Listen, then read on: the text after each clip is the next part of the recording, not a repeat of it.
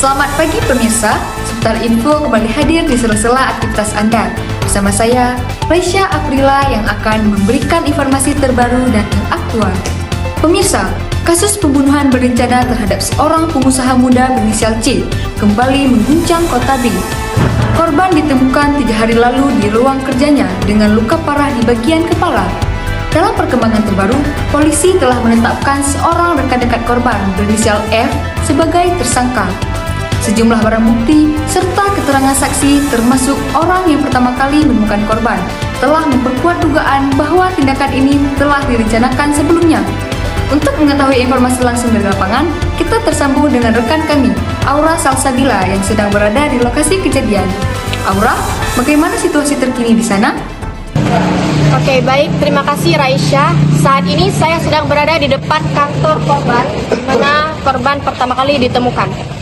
Menurut informasi yang kami dapat, korban pertama kali ditemukan oleh rekan kerjanya yang masuk ke kantor hari itu. Rekan kerja tersebut sudah dimintai keterangan oleh pihak kepolisian terkait apa yang ia lihat saat pertama menemukan korban. Oke, saya sekarang sedang bersama Bapak Kompol MA Alvarezi. Oke, Bapak Aulia, apa perkembangan terbaru terkait kasus ini? Baik, perkembangan terbarunya, kami sudah memastikan adanya aktivitas pemantauan yang dilakukan tersangka terhadap korban beberapa hari sebelum kejadian. Dari rekaman CCTV di sekitar lokasi, tersangka terlihat berada di area yang sama pada waktu-waktu tertentu. Berarti tersangka memang memantau korban? Betul, pola kehadirannya cukup konsisten dan itu menguatkan dengan bahwa tindakan ini bukan spontan, melainkan sudah dipikirkan sebelumnya. Selain itu, apakah ada temuan lain terkait persiapan yang dilakukan tersangka? Ada. Dari perangkat pribadinya, kami menemukan catatan mengenai waktu-waktu ketika korban sering berada sendirian. Ini memperkuat unsur perencanaan yang dilakukan tersangka. Kami mendapat informasi bahwa korban pertama kali ditemukan oleh rekan kerjanya. Apakah pihak kepolisian juga sudah memeriksa yang bersangkutan? Ya, tentu. Rekan kerja yang menemukan korban merupakan saksi kunci, sehingga pemeriksaannya sangat penting. Dari keterangan yang kami peroleh, tidak ada tanda-tanda keributan sebelumnya di area kerja korban. Namun, kesaksian tersebut membantu kami memahami garis waktu kejadian serta memastikan siapa saja yang berada di sekitar lokasi sebelum dan sesudah peristiwa terjadi. Oke, bagaimana dengan motifnya, Pak? Motif sementara masih berkaitan dengan persoalan pribadi dan ketegangan emosional antara tersangka dan korban. Namun, kami tetap memeriksa kemungkinan motif tambahan yang mungkin belum terungkap. Lalu, bagaimana langkah penyidikan selanjutnya, Pak? Baik, kami akan memadukan seluruh bukti, termasuk rekaman CCTV, hasil pemeriksaan saksi, dan barang bukti digital. Setelah itu, kami akan melakukan rekonstruksi untuk memastikan runtutan kejadian secara jelas dan akurat. Ya, baik pemirsa, sekarang saya sedang bersama saudari korban, yaitu Anissa Rizka. Oke, Anissa, terima kasih sudah bersedia berbicara di tengah kondisi yang berat seperti ini. Oke, jadi gimana kondisi keluarga setelah melalui kejadian ini? Sampai saat ini kami masih sangat terpukul dengan kejadian yang sudah terjadi, apalagi mengingat abang saya yang baik dan tidak pernah bermasalah di lingkungan masyarakat, tetapi harus mengalami kejadian yang sangat tidak disangka, apalagi pelakunya adalah orang terdekat kami. Keluarga cukup mengenal tersangka, benar begitu? Ya, kami sangat mengenalnya. Dia sering datang ke rumah kami untuk makan bersama. Bahkan abang saya sering menolongnya. Apa yang paling keluarga rasakan saat ini? Yang paling berat adalah membayangkan detik-detik terakhir abang saya. Kami terus memikirkan bagaimana dia berjuang sendirian malam itu. Dan itu menghantui kami sekeluarga. Ibu saya masih tidak bisa tidur. Ayah saya berusaha tegar tapi terlihat jelas ia menahan banyak hal. Apakah keluarga akan mengambil langkah hukum tambahan? Tentu kami ingin keadilan sepenuhnya. Kami ingin setiap bukti diproses, setiap orang yang terlibat jika memang ada harus dipertanggungjawabkan. Apa pesan keluarga untuk publik? Kami hanya berharap masyarakat tidak berspekulasi sembarangan. Dan untuk siapapun yang mengalami konflik, selesaikan baik-baik. Jangan sampai amarah membuat seseorang tega merencanakan sesuatu seperti ini. Pemirsa, kini saya sedang bersama salah satu saksi mata yaitu Bapak Zulfarayan. Oke, Bapak bisa diceritakan apa yang terjadi di saat malam kejadian? Oke, di waktu itu saya sedang menutup warung sekitaran jam 11 malam. Saat hendak saya pulang, saya melihat seorang pria di gang sebelah menggunakan jaket hitam yang mondar-mandir kembali untuk melihat ke arah si sang korban bekerja. Apa Anda mengenal sosok tersebut dan apa yang terjadi setelah kejadian itu, Bapak? Tidak bisa memastikan karena gelap, tapi postur tubuh mirip seperti orang yang memang sering saya lihat bersama korban sebelumnya, itu yang membuat saya sempat curiga.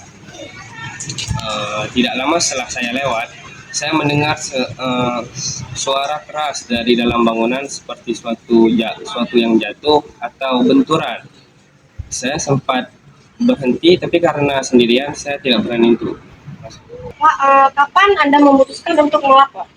Besok paginya ketika saya mendengar korban ditemukan meninggal, saya langsung datang ke kantor polisi untuk memberikan keterangan. Saya rasa apa yang saya lihat malam itu penting untuk penyelidikan. Ya, baik. Terima kasih Bapak Zulfarayan sudah bersedia diwawancara.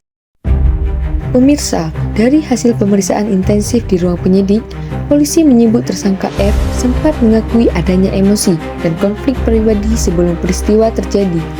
Meski begitu, penyidik menegaskan bahwa pengakuan tersebut tidak menghapus fakta adanya dugaan perencanaan yang dilakukan oleh tersangka sebelum menghabisi korban. Dalam pemeriksaan, tersangka hanya memberikan keterangan terbatas. Namun, polisi menyatakan bahwa keterangan tersangka justru semakin memperkuat temuan penyidik mengenai dugaan adanya pemantauan terhadap korban dalam beberapa hari terakhir sebelum kejadian. Pemirsa, untuk memahami lebih jauh posisi hukum kasus ini, kami menghadirkan analisis dari pakar hukum pidana, Dr. Zaki Damanhuri SHMH. Berikut penjelasannya. Baik, jika kita melihat rangkaian bukti yang disampaikan oleh penyidik, unsur pembunuhan berencana dalam pasal 340 KUHP itu terlihat cukup kuat dan jelas. Dalam konteks hukum pidana yang menjadi fokus utama itu bukan hanya tindakan pelaku pada saat kejadian, tetapi proses sebelum itu. Apakah pelaku ada melakukan pemantauan, persiapan, ataupun pola tertentu yang dilakukan secara konsisten. Dalam kasus ini, indikasi itu terlihat sangat jelas. Ada pola kedatangan tersangka ke sekitar lokasi yang berulang kali. Dan ada catatan yang ditemukan terkait momen ketika korban sering sendirian dan ada upaya pelaku memahami situasi lingkungan korban beberapa hari sebelum kejadian. Itu merupakan bentuk perencanaan yang sifatnya tidak spontan. Selain itu, kita juga menilai itu motif konflik yang berlangsung cukup lama, ditambah tekanan emosional yang tidak terselesaikan. Biasanya menjadi faktor pendorong yang memperkuat dugaan adanya niat. Dalam hukum, motif bukan penentu utama, tetapi motif bisa memperjelas mengapa tindakan itu dilakukan secara terstruktur. Yang harus dipahami publik adalah meskipun pelaku menyampaikan penyesalan atau mengaku tidak berniat membunuh, hal itu tidak menghapus fakta bahwa ada proses persiapan yang dilakukan secara sadar. Hakim akan menilai unsur objektif dari bukti-bukti, bukan hanya pengakuan. Jadi jika unsur pasal 340 itu terpenuhi secara lengkap, maka ancaman hukumannya itu sangat berat, dapat berupa hukuman penjara seumur hidup maksimal 20 tahun atau bisa hukuman mati dalam kondisi tertentu. Tentu saja putusan akhir ada di tangan majelis hakim setelah menilai seluruh bukti dan keterangan yang ada di persidangan. Baik, terima kasih. Pemirsa, tragedi ini kembali menjadi pengingat bahwa konflik sekecil apapun dapat berubah menjadi tindakan kriminal ketika emosi tidak dikendalikan. Hingga malam ini, polisi masih terus mengembangkan penyelidikan dan menelusuri setiap bukti untuk memastikan apakah ada pihak lain yang turut mengetahui ataupun terlibat. Kami akan terus menghadirkan perkembangan terbaru dari kasus ini dalam program-program berikutnya. Saya Raisya Aprila, terima kasih telah menyaksikan. Sampai jumpa kembali.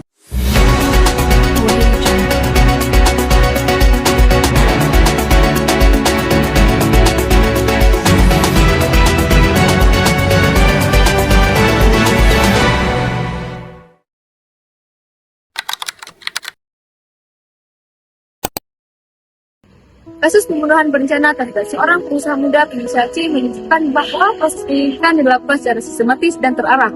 Aparat penegak hukum mengungkap rangkaian peristiwa melalui rekaman CCTV, data digital, serta keterangan saksi. Dari hasil penyelidikan ditemukan adanya pemantauan dan persiapan yang dilakukan oleh tersangka F sebelum kejadian, sehingga perbuatan tersebut tidak dapat dikategorikan sebagai tindakan spontan. Peristiwa ini menimbulkan luka emosional yang mendalam bagi keluarga korban, mengingat pelaku merupakan orang terdekat.